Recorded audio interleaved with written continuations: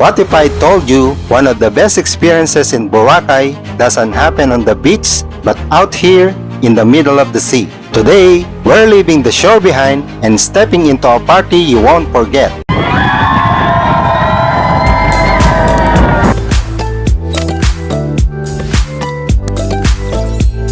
It starts with a simple boat ride.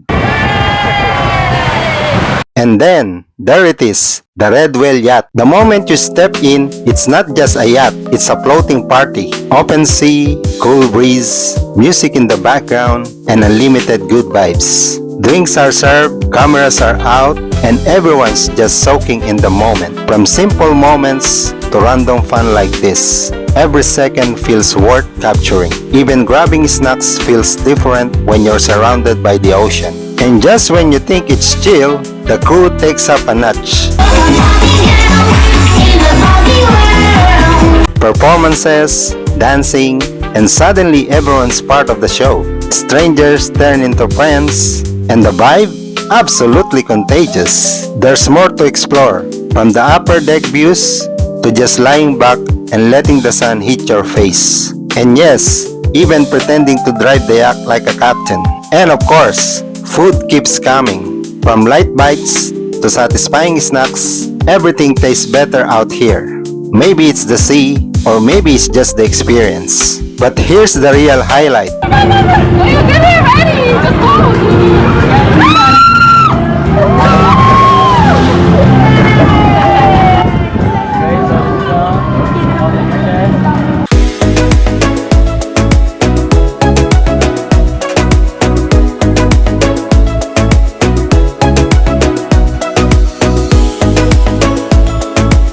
And if you're into singing, oh, you're in for a treat.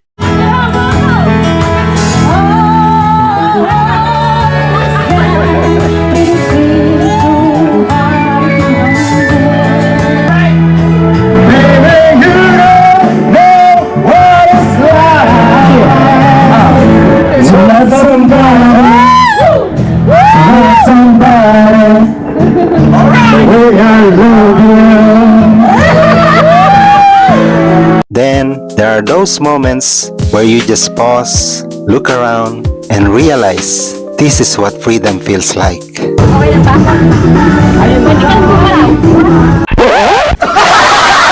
Fresh fruits, cold drinks, and zero stress. Just you, your friends, and the ocean. And what makes it even more special are the celebrations.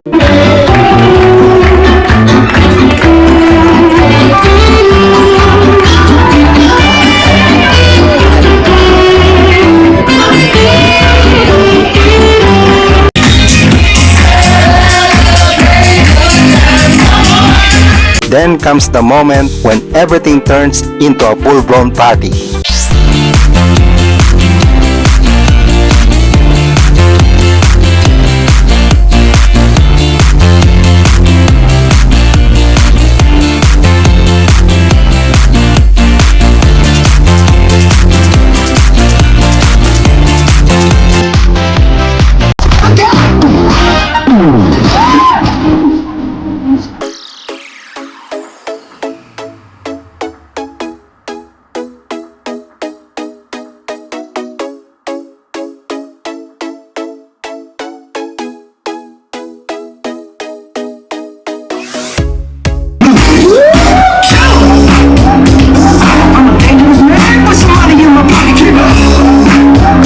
And just like that, the journey comes to an end. Back to the island, but with memories that stay with you. If you ever find yourself in Boracay, don't just stay on the shore. Go out there, experience it, and make moments like this your own.